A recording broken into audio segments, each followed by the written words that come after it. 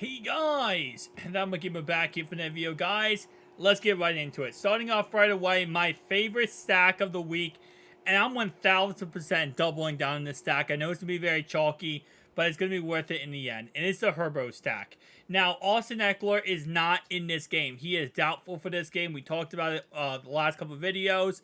How, going into this game, there was talks about maybe he would play, maybe he wouldn't play. By the way, it's going to be a partly cloudy day in this game, so no rain, no problems.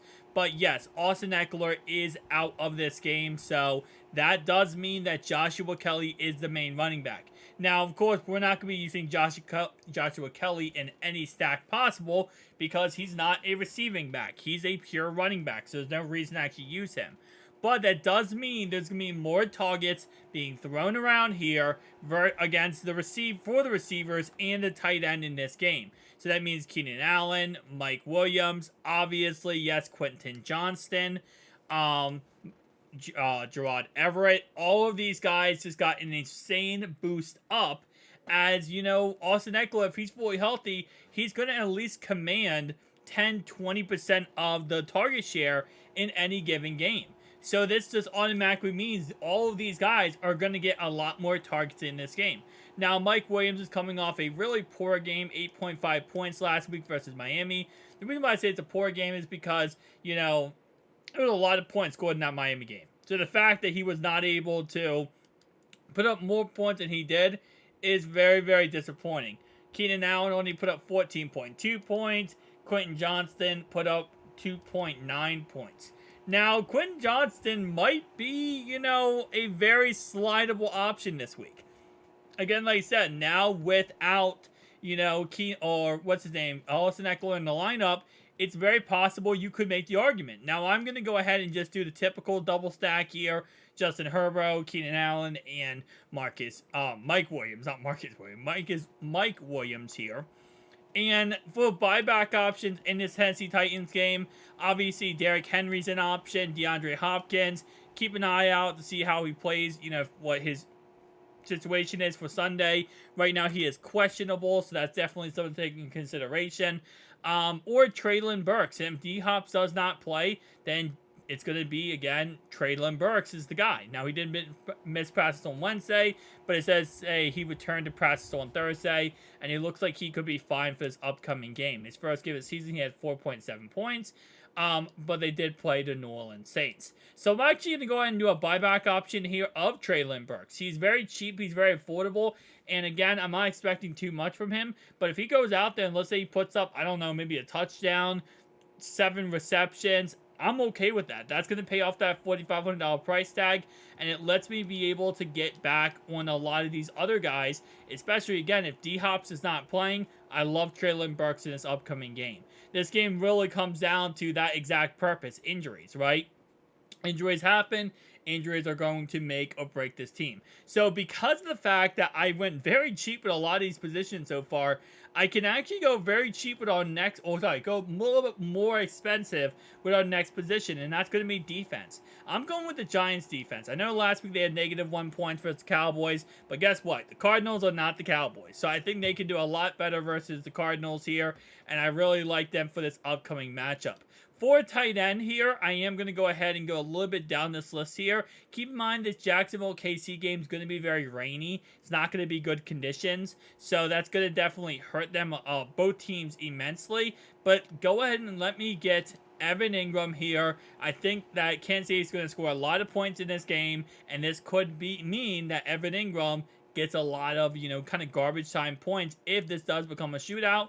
Not garbage time, but still a very back and forth type of game. He'll get his, numbers. Alright, so for my flex spot here, I am going Zay Flowers. I love him this week versus the Cincinnati Bengals. We should see in this game, the Bengals put up a lot of points. Their offense should get going again. The Ravens are without 4 weapons on their team. Marcus Williams, Marlon Humphreys, Stanley, and Tyler Lindenbaum. Mark Andrews looks like he is going to be playing for this upcoming game. So again, like I said, it's one of those situations where he's right now questionable, but he has a better chance of playing this weekend than last weekend. If he doesn't play, Zay Flowers, again, just like last week, becomes an auto start in anyone's lineup.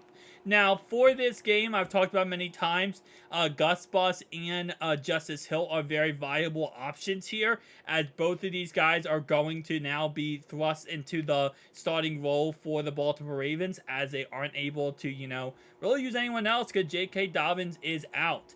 Now, according to this, it does say the Ravens plan to activate Melvin Gordon from the squad, or from the practice squad to the regular squad, going into this game, so that's going to be interesting. But I still like Justice Hill here, as again, he just gives me so much value for his receiving role. If the Baltimore Ravens do get down by a lot in this game, and Cincinnati Bengals will start taking off and showing how good they are, that's going to, of course, help out us immensely with Justice Hill, because he is the more of the pass catching back. He'll probably be more utilized in that situation. Don't really love Joe Mixon this week. I'm kind of on the fence about going with him or not, but I'm not good. I'm going to end up passing on him this week. I'm on the fence, but the Ravens defense, they do have Patrick Queen and Roquan Smith. They have a very good defensive line. I'm not too interested in going with Joe Mixon. All right, so my next running back, my second running back, last pick here, I can kind of have a pick of the litter, as they would say here, right? We have a lot of different options. We have Josh Jacobs, who's coming off a bad week last week. Well, not bad week, 9.1 points versus the Denver Broncos. I'm not really too scared of the Buffalo Bills here, so I actually might, let's go with him this week. But let's talk about the other options available, kind of break them down too. So Travis Etienne, again, is going to be a runny, kind of rainy game. He's more of a receiving back anyway, so not sure if I love him this week, because I don't know how many passes are going to be thrown in this game, again, unless it becomes a shootout, then, that's very possible. I think a lot of it is garbage time, though. Gibbs, Connor. I like Gibbs this week versus Seattle. I don't like James Conner this week. I don't think he's really that great. James Cook. I think he's okayly decent. David Montgomery, another okay, decent player. I don't like Kenneth Walker this week. I think that defensive line of the Lions is pretty dang good. Tyler Algier, I do like him this week. And yeah, I'll say overall wise, I'm probably going to stick with this lineup, and this will probably be the lineup I lock in for this week. So, me personally, this is what I'm going with. Again, tell me down below your thoughts and opinions. As I always say, whenever you are doing these lineups, do not just copy and paste whatever you see off YouTube, videos. Go ahead and do your own research. Use these videos as we make them, whether me or any other DFS creator, and kind of say, okay, this is what people are saying, this is what they're thinking.